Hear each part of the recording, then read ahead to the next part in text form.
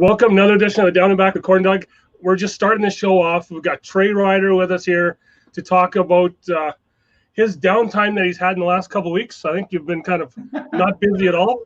I don't know about that, Doug. But yeah, that's what we'll say. We'll say, hey, at least the downtime from traveling. I haven't been traveling as much, which has been good at least. A little bit of a break there. Well, we just talked about it off air here. It's been 6 months since I traveled because the last time I traveled was that debacle, I guess we'll call it, in Cleveland. Which, you know what? I haven't had a chance to say it to you. Hats off to you guys. I got a chance to Matt from Octane had to drop some stuff off on the Friday morning over at the event center, and we seen Stacy there that morning, and I'm not even sure how he was on his feet, just how drained he looked. And I know you guys tried everything you could to get that off the go, and it was just, and for myself, being downstairs on the floor, seeing that amount of boards, I think it would have been just. Would have been incredible. Would have been incredible. What's crazy is I didn't help set up, so a lot of people still forget that I work a different job. And so I have to spare my vacation. So I got the text that we were canceled 2 minutes. The boarding door had already closed, but 2 minutes before my plane was actually taking off. And so that's why people got a little bit of delay in response. Is I couldn't tell people because I lost service going up in the plane.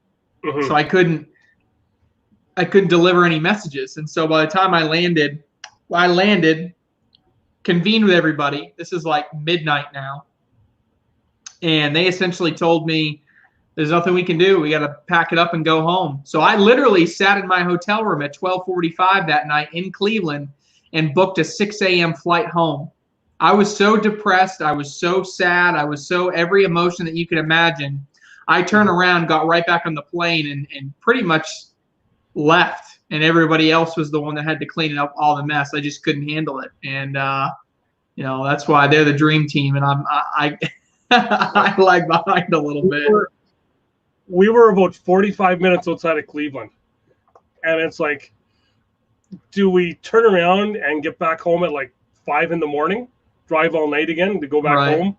Or do we keep going along, spend the night in Cleveland? And like I said, Matt had to get some bags over to the ACL for the hopefully next tournament, but yeah, and then even getting in there to try and deliver the bags was another thing, because they kept telling us the tournament's canceled. Well, yeah, we just need to get these bags in there, and then even in there, just the security around there was just, it's like we had stole something, and they were just kind of keeping the eye on us. But yeah, I mean it was tough. It was tough.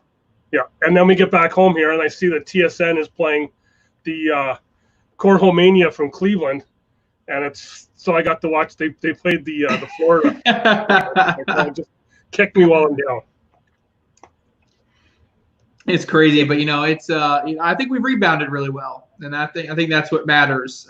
Everybody was kind of dealt a punch in the gut, if you will, and I think between the pro qualifying tour and these coming up world championships and what we have in store for next season, I really think we got something that's a real winner. Yeah, so we'll get into the hot topic, you can call it, for right now. The new, well, we'll start with the membership. What's all entailed on the new membership? I guess you got the different levels. Yeah, so we're going to be releasing a lot of that information completely 100% public this coming weekend, but I can give you some insight.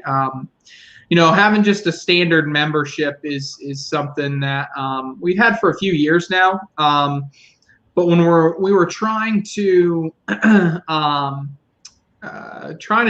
figure out how we want to move forward here and how we want to grow directors and stuff like that, we thought director and player memberships kind of had to come back together.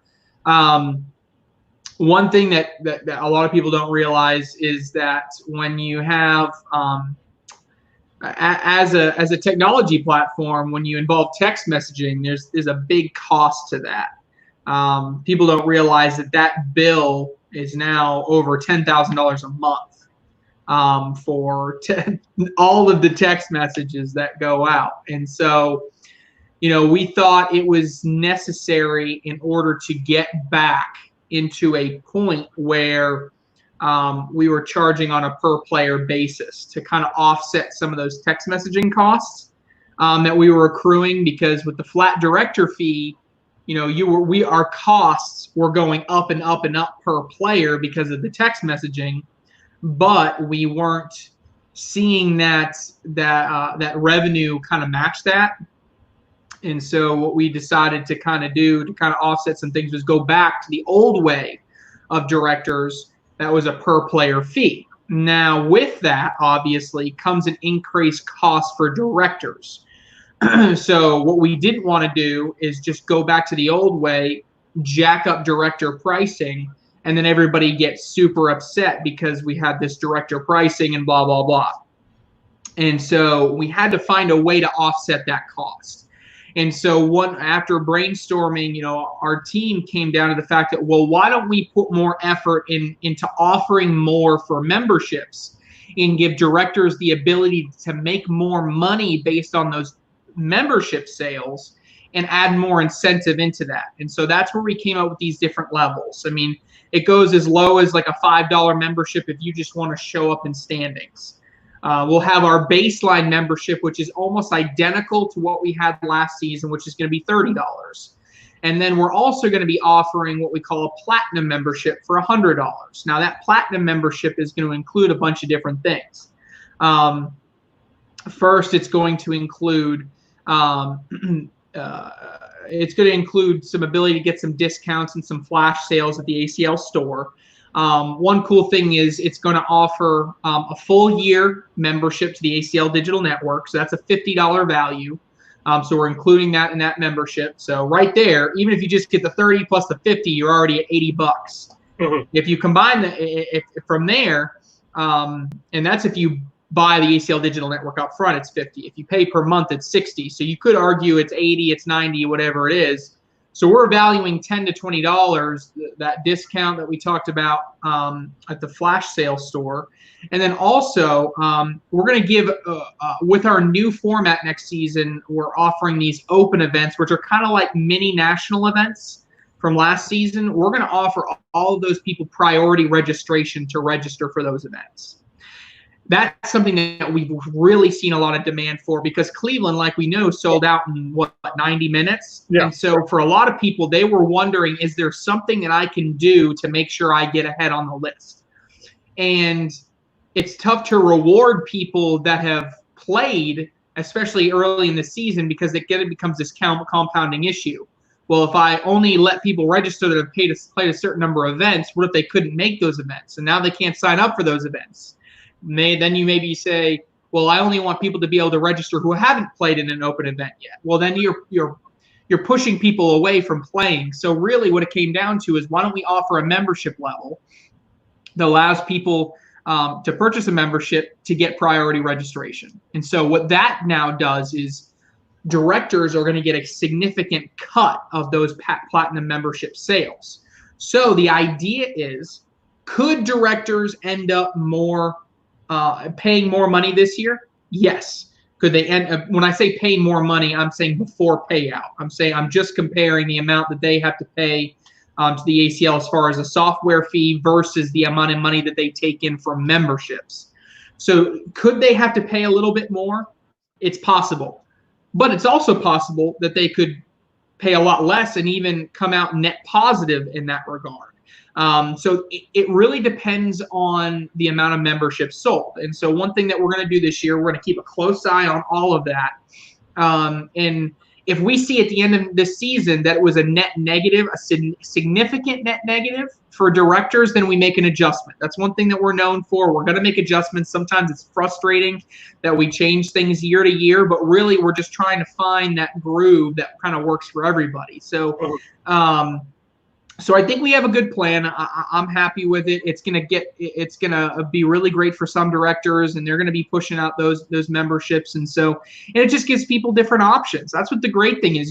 If you don't want the platinum membership, then don't get the platinum membership. I mean, there's no pressure to do that. You're gonna be paying essentially the same thing what you paid last year, and so it still ends up all working out. So then, you said with the platinum membership, you get that. You can register early.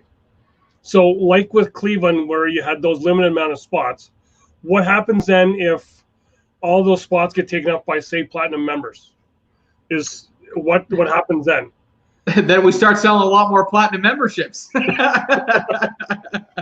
I mean that's really what it comes down to. I mean, it's a new format. Like I said, I don't know exactly how it's going to work. I don't foresee that being an issue early, at least. I really don't. Well, I know what will happen is that first open, when we open it, maybe we sell, if we have 256 spots available, maybe we sell 115 to platinum memberships. But then when that 115 opens to the public, it sells out in 10 minutes. Then you get a lot of people saying, well, I didn't have a chance to register, blah, blah, blah. And then our response can be, hey, look, you had an opportunity to do this, to not only get a platinum membership, but also support the director that you go to most in your event. So, again, it's a work in progress. I think it's a good format for this year, but at the same time, we don't 100% know how it's gonna work, and we're open to adjusting anything as needed. And I think that's evident in the way we've been flexible in the past. Yeah. So I'm kind of realizing, because I know for myself, that may be the only way I get to see the ACL on TV or any kind of stuff, because we're still trying to get TSN to actually play it instead of showing tag on TV. I'm like, they got 5 channels, they got tag on 5 while the ACL is going. It was not fun. There was a lot of tweets and angry emails and stuff gone out.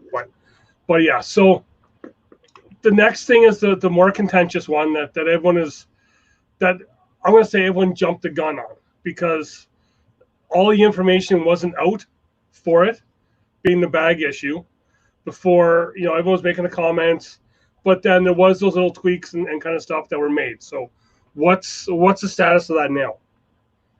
Yeah, the bag policy definitely ruffled a lot of feathers. Moving towards a licensing policy, I think, is more so like other sports. But we really sat down and said to ourselves, we got to find a way.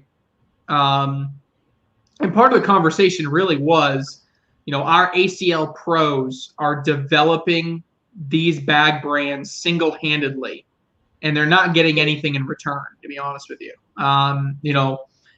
We know the sponsorship levels that some of these pros were getting from different bag manufacturers, and based on what we know some revenues were from bag manufacturers, it was skewed so much. And I think we needed to find a way to give back to our ACL pros, and in a way to increase the prize pools. And so going with this licensing policy, what we're trying to do is generate more revenue, which that revenue is directly cycled back into, at least at the ACL Pro bag policy level, to cycle back some revenue and to increase that ACL prize pool. Because once we can do that, that's an easier thing to market to sponsors. $1 million season sounds a lot better than $250,000. You know what I'm saying? And so I think developing this licensing policy that kind of has this more circular route for revenue to give back to ACL pros, I think, is something that is really important. And so, but we understand it ticked off a lot of people. I guess what I didn't expect was, I've gotten some decent feedback. I mean, obviously no bag manufacturer was jumping for joy, but at the same time, a lot of them understood, and they knew it was a business, and they're going to make adjustments, and they're going to be exactly fine. That's what the crazy thing to me is. A lot of these bag manufacturers are just going to change their way they do business, and changing the way they do business, they're going to be just fine. And the difference is really a lot of the blowback was from the players. And I think a lot of the reason for the blowback is because one of the documents got leaked without the other document, and people thought that their bags were going to be bad immediately, and they were freaking out. And originally we made the bags that aren't stamped with that logo, the pro logo or the competitive logo, good through August of 2021. Later we increased that to August of 2022, because really the whole point of the policy was not to punish existing bags. And that's kind of why we punted all the way to August 22 for grandfathering bags, because to be honest, that was never the intent of the policy anyway. But that is what set everybody on fire. And we kind of sat back and were like shocked for a little bit. We're like, wait a second, we kind of expected some blowback on this section of the policy, but this section of the policy was what everybody freaked out about. Because in my head, I mean, people go through bags every 6 months. I didn't think people were going to be upset about a bag being not good in a year and a half. And so then when we found out everybody was going to be mad for a year and a half, we're like, okay, we'll extend it another year. That's not a big problem. That's not the whole point of this licensing policy, is to say, oh, we don't want those bags being good anymore. That's not it at all. It's really just, we wanted a gradual time and enough time for people to transition to their new sets of bags. And hey, look, maybe when we get to August of 2022, we have a different, and people are still throwing those same bags. I'm not even going to guarantee the fact that we won't extend it even more. I'm reserving the right to be able to do that. But for now, it was just getting a date far enough out there to give people time to transition, because I know everybody, they're going to start adding to their bag collection. As soon as these new bags come out, they're going to be wanting to buy, all those same bags, and it's going to end up being good for the bag manufacturers. People are going to want new bags. They're going to want to buy those new bags. So I think we're going to end up being in a lot better place. And the initial shock for people was really more than anything. A lot of people calling us, calling the ACL greedy and that kind of thing. And look, I get it. When you don't look at the numbers and you don't, you're not fully involved in it, or if you disagree, like there are some people that just flat out disagree. They think money should be allocated differently.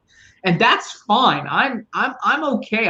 Not everybody is going to agree with me or the decisions anybody on the ACL staff makes 100% of the time. We feel that this is a good step in the right direction to really build the prize pool for pros, to really grow the sport in different ways. Some people will disagree, and that's okay.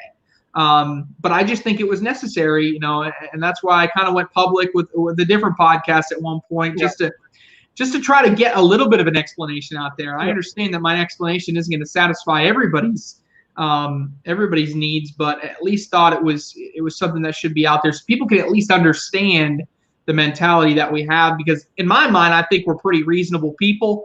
But some people obviously disagree a little bit. But I think everything is going to come from a place of reason and logic, and ultimately trying to do. Trying to sometimes have to make hard decisions, but trying to make them as fair as possible. Well, and the way I see it, and the way I talked to some other people as well too about it, and the other way to look at it too is that in cutting this year back, there's going to be some manufacturers that don't want to put their bags with the pro.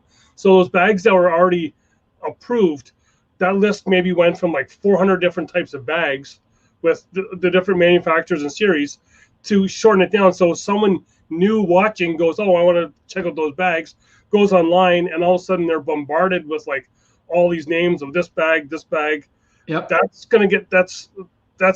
the sticker shock, for lack of a better term, is going to be smaller. Yeah, and one aspect that people don't want to hear, but it is true, is the fact that managing the bag policy has been a pain in the ass. It's been very hard. And so now I talked about that pro licensing going to kind of feed the pro division.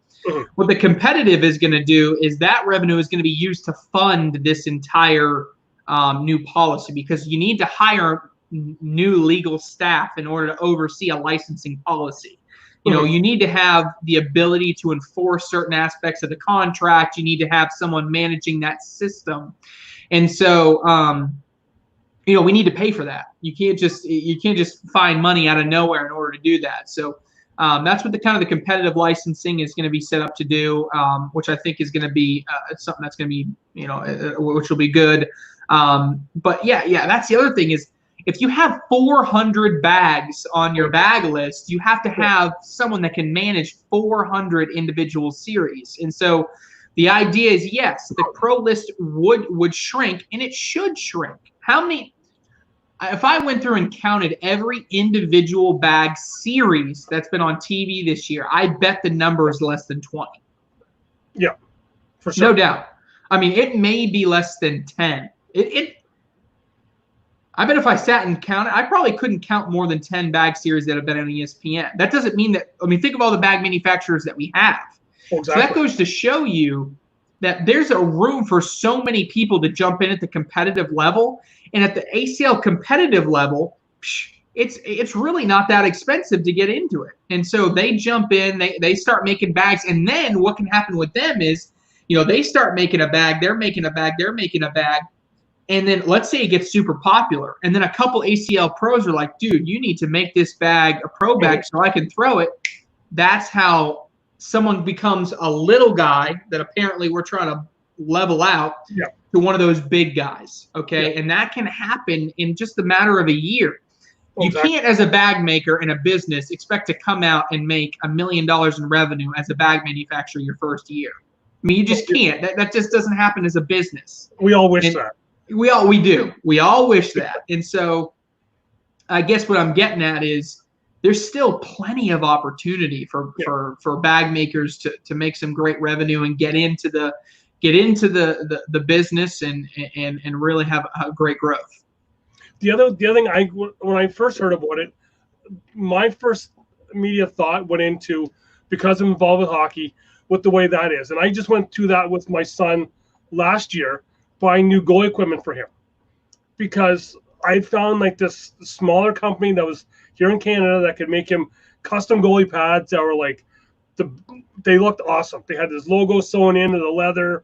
It was awesome, and they were only going to be like $600. And I was like, perfect. And then he said to me, he goes like, yeah, but no NHL goalies wear those. I don't care. They're cheap, right? And we got them custom to whatever you want to have on them, right? And then we kind of had to go up on YouTube. And I think I even sent you a story about this company, was because the owner of the company didn't want to spend the $75,000 that the NHL was charging back 6-10 years ago, right? Because he wanted to keep it small, pass that savings on to the regular person playing, right? So that's where I'm equating this to. It's like it happens in every other sport. Happens in baseball, happens in hockey, whatever, right? So it's the nature of the beast, I guess you can call it. Right. Yeah. And again, I'm not saying, this is obviously the policy we want to move forward with, and that's what we're going to do. But at the same time, we adjust. That's what we're known for. If there's anything I want the ACL to be known for, it's not getting a decision right the first time. It's getting a decision right at some point, or eventually. If it means that we make a wrong decision, but we still get to a right decision, I would rather do that than be very stubborn and have the third best decision made and that be final. So, this year we'll see how it goes, and we'll make adjustments as needed. If the bag market is hurting and we need to change the licensing fees or whatever, then we do that. I mean, we make adjustments. Yeah. The way I see it is, all this pro stuff is still in its infancy, right? Because it's you're gonna have your growing pains or whatever till you get it right. It's a lot of impatience by people, which is crazy because people don't realize. Like I always get a kick out of it. Ryan Windsor came up to me in South Bend and he said, "Trey, do you know that the #1 disc golfer in the world makes over 6 figures a year?" I said, "That's fantastic, Ryan. We're gonna get there. We'll get you making 6 figures a year, buddy." But do you know that disc golf started in the 70s? Yeah. They got 40, almost 50 years on us. Mm-hmm. I mean, we're 5 years old. I mean, I know that's not an excuse because we want to be as big as we can as fast as we can. But at the same time, people got to realize that sometimes, man, this stuff takes time, Yeah. But we're working hard, Doug. We're working hard. Exactly. Yeah. So on the bigger, better things that are upcoming, being as you said, the World Championship coming up, and I've kind of played along on Twitter. I think I may even said to you a couple times, is it really a World Championships without Canada being there? But yeah, it's because I think they just closed the border till the end of August, so we wouldn't even be able to get down there if we could. I know my wife had already said no. You already had 2 weeks off before going to the States. You can't do it again. But yeah, so it seems like it's going to be a bigger deal this year. Yeah, I think we've done a better job of building it up. And I think that's the key for building up our pro division and building up the kind of the hype around it and in some of these main events. That was one big feedback that we got last year, was that it just didn't feel the same. And so this year, I think we're really focusing on building it up in that regard. So yeah, I'm excited. We got 3 different ESPN television broadcasts. The rest of the week, we just found out, this is going to be news to you. You get some breaking news that all of our digital network streams are going to simulcast on ESPN3 as well as the digital network and Facebook. So we're going to be everywhere all week long, over 20 hours of coverage. So you're going to watch as much cornhole as you want. We're going to be breaking in. I'm on vacation already. I took the vacation for it, and I couldn't go anywhere. We're testing out some new commentators, which is great. I'm excited. We need to get somebody besides me behind the mic. So we're working on a couple guys. I'm excited. We'll be bringing, Rob Chismark will be doing a little bit of commentating that week. Bernie Neighbors, one of our ACL staff members, is going to give it a try, and then another one of our ACL pros, Anthony Aon out of Colorado, is going to do some commentating for us. So really exciting week, and man, I just can't wait to get there. I know I was going to try and sneak my way into the chair next to you if I would have been down there, but again, alas, we got all this other stuff going on. But yeah. But yeah, I think that race for the player of the year, that top guy, is just, I think it's just interesting. It's machines. Yeah, it's what it is, because they just go. It's like, So I'll do the 3 name drop on you here. We got your thoughts on Jamie Graham. Oh, he's a bad man on the boards. I think he's a player that has just improved so much over the past year. Someone that's going to stay down the center, and I think has a really underrated airmail. I've seen him hit some jaw-dropping airmails before. I think that's something that a lot of people underestimate about him, and something that he doesn't rely on enough. I want to see him trust himself even more with that airmail, because I've seen him hit some just ridiculous ones with it. But he's kind of conservative in a way, which I think helps him in certain situations.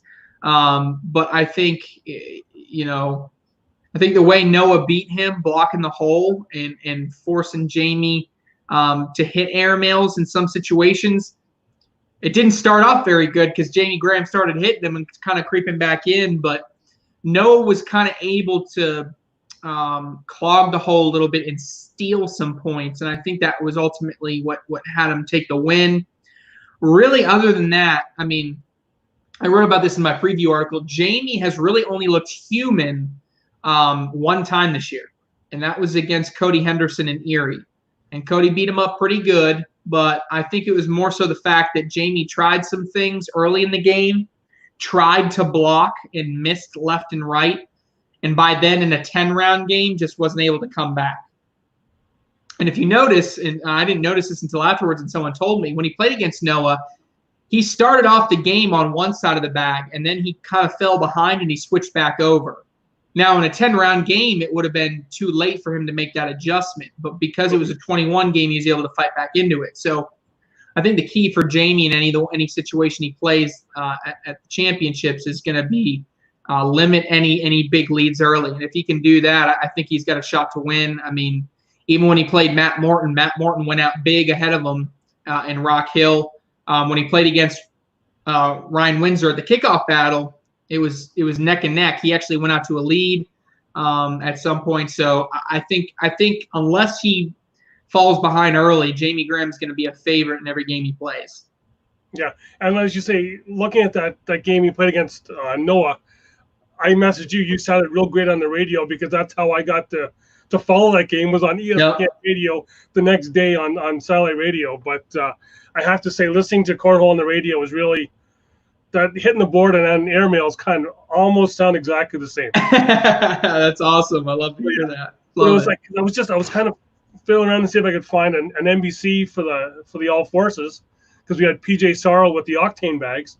And I hear your voice, and it's like, okay, it's an ESPN feed, but yeah, so that was a different feel to trying to sense the game. Yeah, that's cool. I'm glad we were on some radio. Yeah, and so next name would be Ryan Windsor, like you talked about. Yeah, he's more, to me, he's more of a machine if you can get him into a rhythm of just putting bag in the hole. Obviously, he's got a great airmail. He can drag a lot of bags. He's got a little bit of a flop shot, a little bit of a roll shot that he'll use every now and then. But for the most part, I'm looking, don't try to outstroke Windsor, because you're not going to come out in the positive end of that. So I think where Noah beat Windsor, really, he beat him pretty good too. I think he beat him like 21-9 or something like that in the semifinals. Yeah. One, he was hitting the flop shot, but he was forcing nonstop airmails by Windsor. And Windsor, even, if he's good, he's hitting 75%, but he's still missing that 25%. So I think that's the key to beat Windsor. You just don't try to go bag for bag. It's just not. I just don't think it's going to work out for you. I think you got to force situations where you got to be hitting big shots, and you got to hope he misses a couple, because the kid is just automatic. Yeah. Then speaking of automatic, the third, and he's not last. He can't be last. Is Matthew Morton? Is just. I got no idea. The effortless that he had in that one final game, I was like, for the doubles there with Bradley, it was like, are you kidding me? It's just, I equated to, going back to hockey reference, was Bobby Orr. After he'd score against the team, he'd feel embarrassed for the other team, the way Matt would just kind of put his head down and walk away after each effort airmail. Yeah, the kid Airmail City, he's got some great shots. That high arcing bag, his block shot is always going to be on point. For him, it's kind of the opposite of Windsor. Try to get into a bag for bag game. Don't let him, because it's not just about getting a lot of points off the airmails. That's how Matt gets into a rhythm. If you early in a game, if you give Morton an opportunity to hit an airmail and it's a big one, I think you've just turned the entire tide of the game. You've given him the momentum. So I think early in the game, I'm trying to go bag for bag with Morton, and I'm hoping he starts a little bit left or right, because that's how you're going to beat him. You're going to beat him throwing a lot of bags in the hole. You're not going to beat him in a game where it gets ugly, because his bag is so soft. That's what a lot of people don't realize too and don't think about is, not only, let's say you get a bunch of bunched up bags.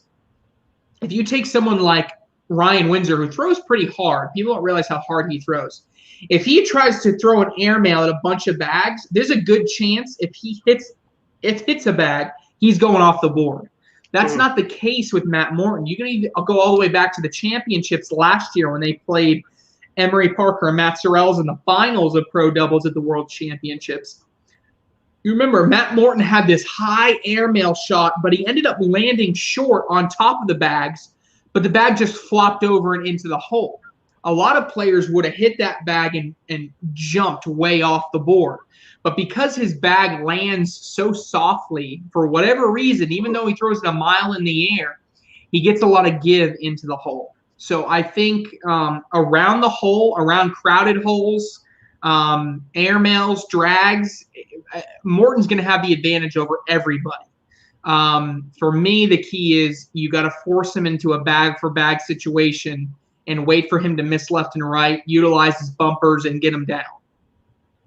I know I haven't had a chance to talk with Jamie yet, but in talking to the other two guys, I think you yourself, if they get into a final match, are going to have to do a lot more talking because the three of them, I don't think they talked at all during play.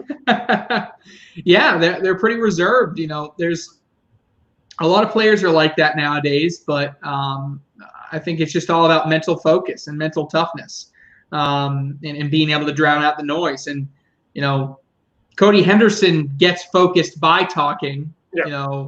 Matt Morton gets focused by not talking, putting the buds in, and just roll. So it's just whatever gets you in that zone.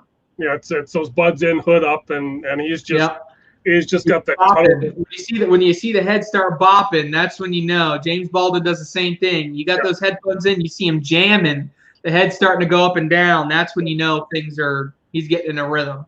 Yeah. So, the women's game, I think that's really come on in the last bit. Like I joke with Samantha Finley and Christine Papke after their last win. I kind of messaged both of them saying, I'm going to take credit for getting both you guys on the show together, and I'm going to take credit for that pairing for you guys pairing up, right? Like I got a laugh from Samantha, and Christine just said, okay, but yeah, I think the women's game has gotten more popular in the last year because I know like the show I did with them is like my most watched show by far over any other show. It's just because of they are some of the better players around as well too. Yeah, no, I think that's the 100% truth. I think that's why we wanted to make the women's, when we matched the payouts last year and roll it into this year, trying to do a $10,000 women's doubles division. I think, we were really happy to, wanted to do that badly because, we just thought that there was, an opportunity to grow that demographic so much and get so many more females playing. And so even with our championship schedule, all three broadcasts are going to guarantee that a female is making it. We have 3 ESPN television broadcasts for World Championships. Just like last year, we had Man of the Year competition. This year, we're doing Man of the Year and doing a Woman of the Year competition, round limited single elimination tournament. So that'll be our first broadcast. Our second broadcast, we'll do pro doubles and then co-ed final or mixed doubles final. So we're guaranteed a female in that broadcast. Mm-hmm. And then Sunday, we'll do our pro singles followed by our women's doubles final. So obviously guaranteed 2 women there. So I think it's important to show the women and get them on air. Obviously paying them equally is a big initiative for the ACL, but showing them on television is something that's really, really important to do because it just shows that, it gives the ladies at home, they see that like, oh, I could get to that point. I could aspire to be something like that, and I could, fight my way to get on there. And I think that's important to show it's not, it's not just a men's game. Yeah. So then now going to the doubles for the pro division, who is going to stop Malone and McClem? Is there anyone that will stop them?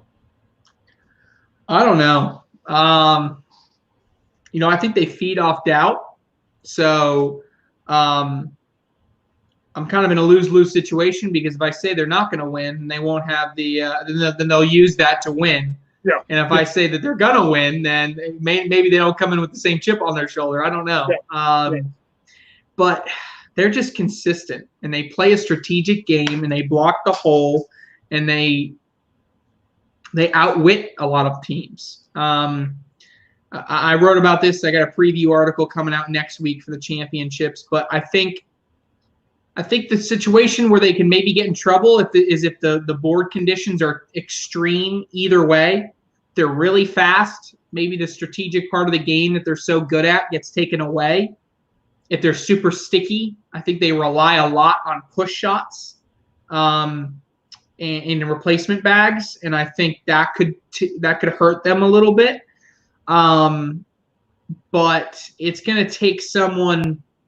It's going to take someone playing like Eric Anderson did in the first half of that game that we saw at the final chase, and a partner doing the same thing. You know, Kyle and Dalton didn't necessarily start incredibly hot, but they just found a way to hang in there and win the game.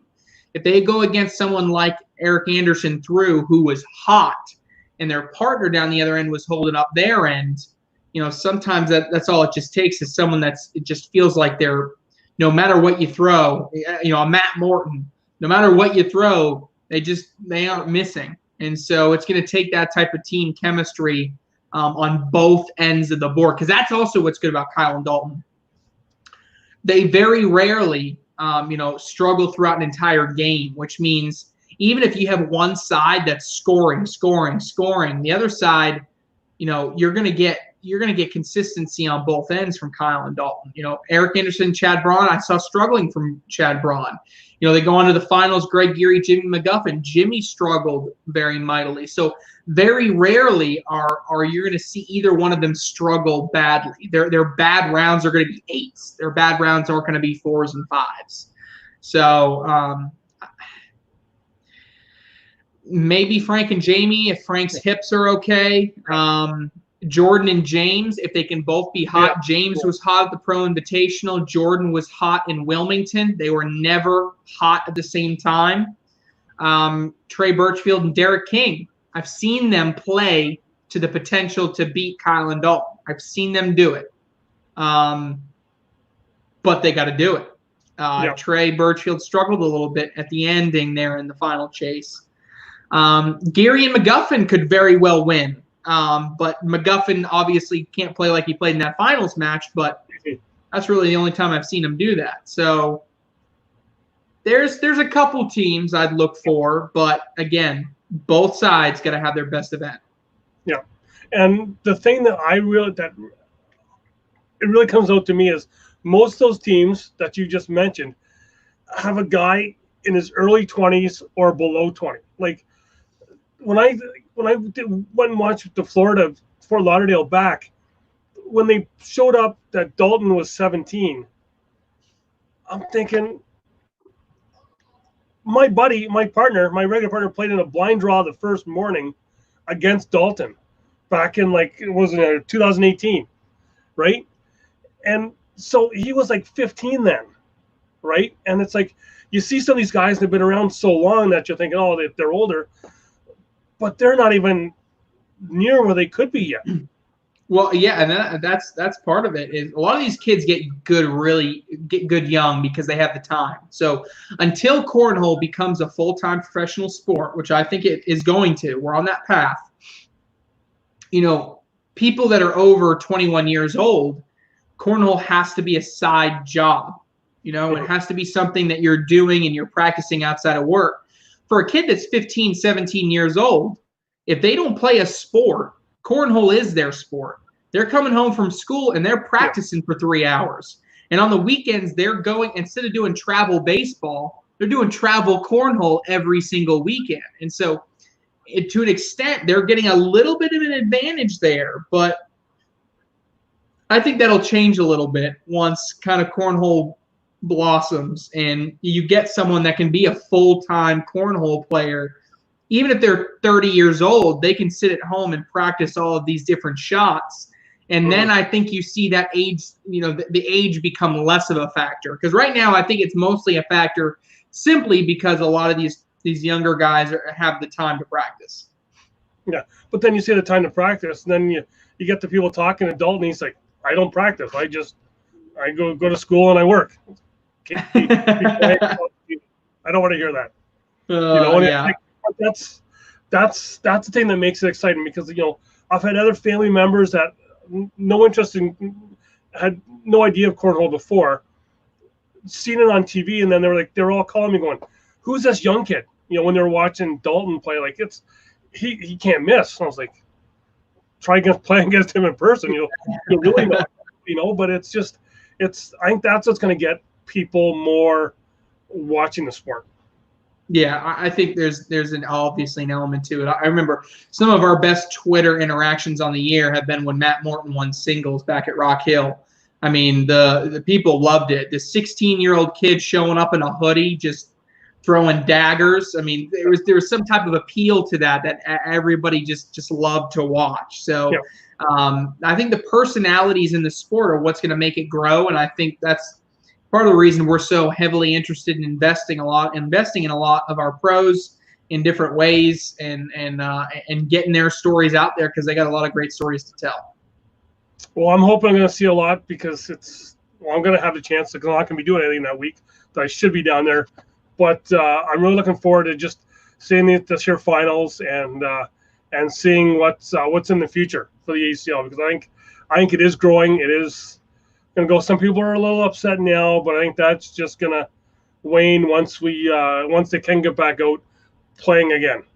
Yeah, and I think you said it best. I mean, I think the hard negativity will fade a little bit. And people have their time to digest everything. But I think we're on a really good path to grow this and blow the roof off of it.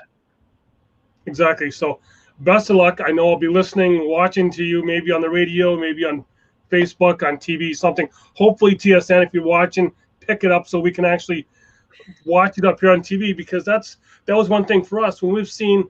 It's only been on TV twice here, and we've seen an uptick in our players here when it's on TV. And it's just, we've got to get that on TV again. I got to put in a good word for you. Exactly. We want to see your face in our I don't know about that, but we'll get some good cornhole on TV. Okay, so everyone, thanks Trey for coming on, doing this here, taking the time.